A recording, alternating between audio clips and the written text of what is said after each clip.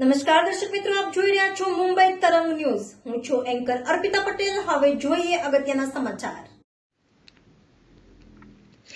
રાજકોટવાસીઓને રામ મંદિરનું નિમંત્રણ આપવા રથનું પ્રસ્થાન કરાવતી પ્રભારી રત્નાકર.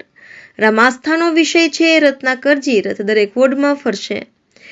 અયોધ્યામાં રામ મંદિર પ્રાણ પ્રતિષ્ઠાની તારીખ જેમ જેમ નજીક આવતી જાય છે તેમ તેમ લોકોમાં રામ પ્રત્યેની ભાવના પ્રજ્વલિત થઈ અને જાગૃતિ આવે તે માટે દરેક લોકો સુધી રામનું નિમંત્રણ મળે તે હેતુથી આરએસએસ, વીએચપી, દુર્ગા વાહિની અને ભાજપના તમામ મોરચાઓ કામમાં લાગી ગયા છે.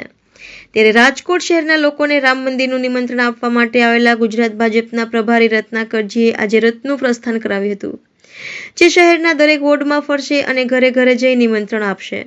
તેમજ પત્રકારો સાથેની વાતચીતમાં ગુજરાત ભાજપના પ્રભારીએ જણાવ્યું હતું કે રામ આસ્થાનો વિષય છે, નહીં કે રાજકારણનો.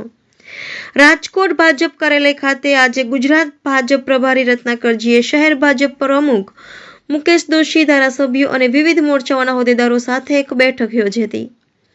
ત્યારબાદ અયોધ્યામાં રામ મંદિરની પ્રાણ પ્રતિષ્ઠા થવાને હવે થોડા દિવસો જ બાકી રહ્યા છે, ત્યારે રાજકોટવાસીઓને રામ મંદિરનું નિમંત્રણ આપવા માટે એક ખાસ રથ તૈયાર કરવામાં આવ્યો છે, જેનું આજે ગુજરાત ભાજપના પ્રભારી રત્નાકરજીએ પ્રસ્થાન કરાવ્યું હતું. આ રથ શહેરના તમામ વોર્ડમાં ફરશે અને દરેક ઘરમાં નિમંત્રણ આપવામાં આવશે.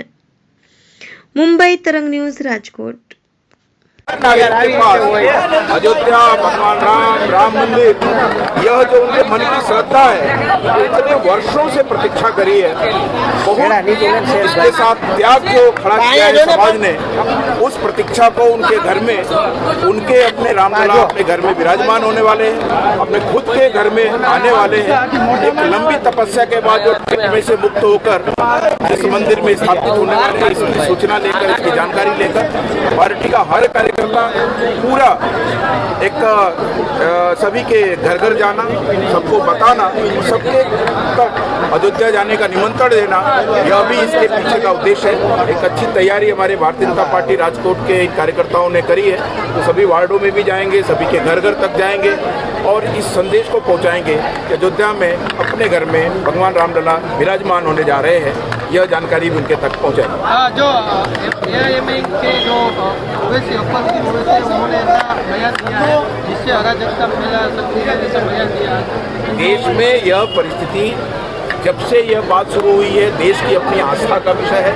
राम कभी भी राजनीति के मुद्दे नहीं थे, राम हमेशा आस्था के विषय है. अब आस्था जिनकी जहाँ है और जहाँ जो काम कर रहा है उसकी अपनी सोच हो सकती है, इसलिए ये राम कभी भी संघर्ष की कहानी, राम हमेशा सत्य और मर्यादा के साथ जीने वाले हैं और उसको मानने वाला भारत का हर नागरिक मर्यादा के साथ जीता है. इसलिए अपनी सोच का विषय हो सकता है, उनकी अपनी समझ की बातें हो सकती है. धन्यवाद.